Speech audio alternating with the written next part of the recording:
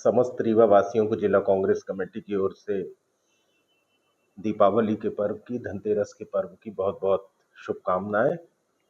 ईश्वर से हम प्रार्थना करते हैं कि समस्त रीवावासी सुख और संपन्नता के साथ अपना जीवन बिताएं और उनके स्वस्थ तथा सुरक्षित जीवन की हम भगवान से प्रार्थना करते हैं।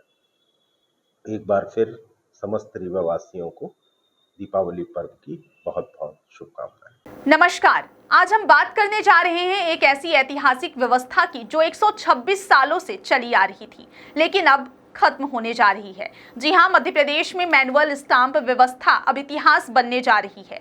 सरकार ने फैसला लिया है कि अब प्रदेश में सिर्फ ई स्टाम्प सिस्टम ही लागू होगा, यानी जैसे टेलीग्राम और मनी ऑर्डर कभी बंद हुए थे, अब वैसे ही मैनुअल स्टाम्प की भी कहानी खत्म हो रही है। राज्य सरकार की यह नई व्यवस्था आने वाले कुछ महीनों में पूरी तरह लागू कर दी जाएगी। इससे एक तरफ जहां फर्जीवाड़े और दोहरी बिक्री जैसी गड़बड़ियों पर रोक लगेगी, वहीं दूसरी तरफ राज्य सरकार को हर साल लगभग 34 करोड़ रुपए की बचत होगी, जो अब तक स्टाम्प की छपाई, ढुलाई और सुरक्षा पर खर्च हो रहे थे। अब जरा समझिए कि ये मैनुअल स्टाम्प व्यवस्था थी क्या।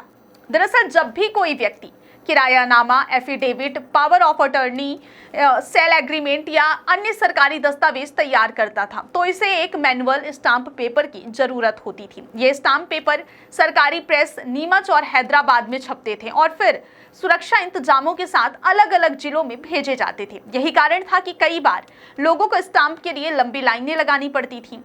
कमी पड़ने पर ब्लैक में बिक्री तक की शिकायतें आने लगी थी। लेकिन अब इस पूरे सिस्टम को डिजिटल बना दिया जाएगा, यानी अब कोई भी व्यक्ति बैंक या अधिकृत केंद्र से स्टाम्प खरीद सकेगा या फिर घर बैठे ऑनलाइन प्रक्रिया पूरी कर खुद ई स्टाम्प जनरेट कर सकेगा। इससे ना सिर्फ समय और पैसा बचेगा, बल्कि भ्रष्टाचार और बिचौलियों की भूमिका भी खत्म हो जाएगी।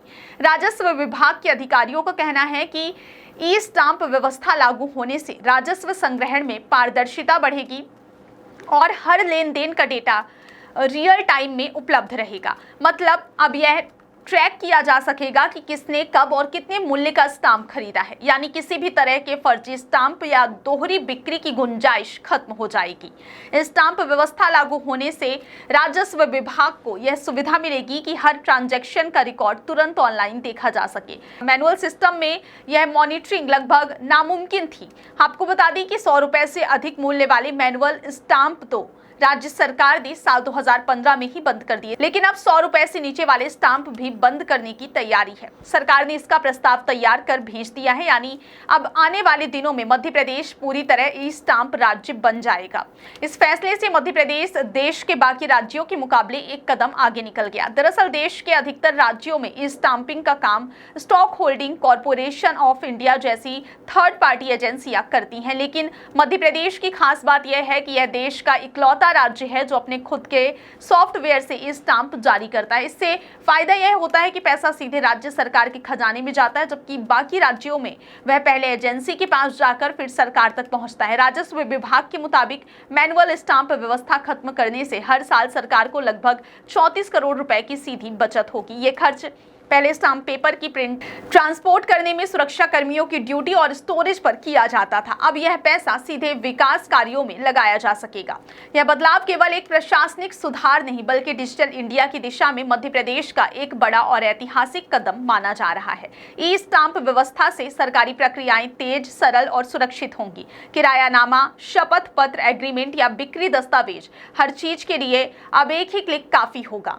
मध्य प्रदेश में मैनुअल स्टाम्प व्यवस्था ब्रिटिश काल से चली आ रही थी, यानी लगभग 126 साल पुरानी व्यवस्था। समय के साथ जहां दुनिया डिजिटल हो गई, वहीं यह सिस्टम पुराना पड़ता जा रहा था। अब सरकार ने इस इतिहास को सम्मानपूर्वक समाप्त करने का निर्णय लिया है। जैसे कभी टेलीग्राम, फिर मनी ऑर्डर, अब मैनुअल स्टाम्प भी इतिहास के पन्नों में दर्ज हो जाएगा। राजस्व विभाग का मानना है कि इस बदलाव से न सिर्फ पारदर्शिता बढ़ेगी, बल्कि लोगों को सुविधा भी मिलेगी। अब कोई भी व्यक्ति चाहे छोटे शहर में हो या गाँव में, उसे स्टाम्प पेपर के लिए ना तो किसी दलाल के पास जाना होगा, ना किसी सरकारी दफ्तर के चक्कर लगाने होंगे। बस ई स्टाम्प पोर्टल पर जाएं, पेमेंट करें और तुरंत डाउनलोड करें। तो कुल मिलाकर कहा जा सकता है कि मध्य प्रदेश अब डिजिटल स्टाम्प युग में प्रवेश करने जा रहा है, जहां पारदर्शिता होगी, समय की बचत होगी और भ्रष्टाचार की गुंजाइश लगभग खत्म रहेगी। यह कदम न सिर्फ प्रशासनिक सुधार है, बल्कि यह संदेश भी है कि डिजिटल व्यवस्था ही भविष्य है।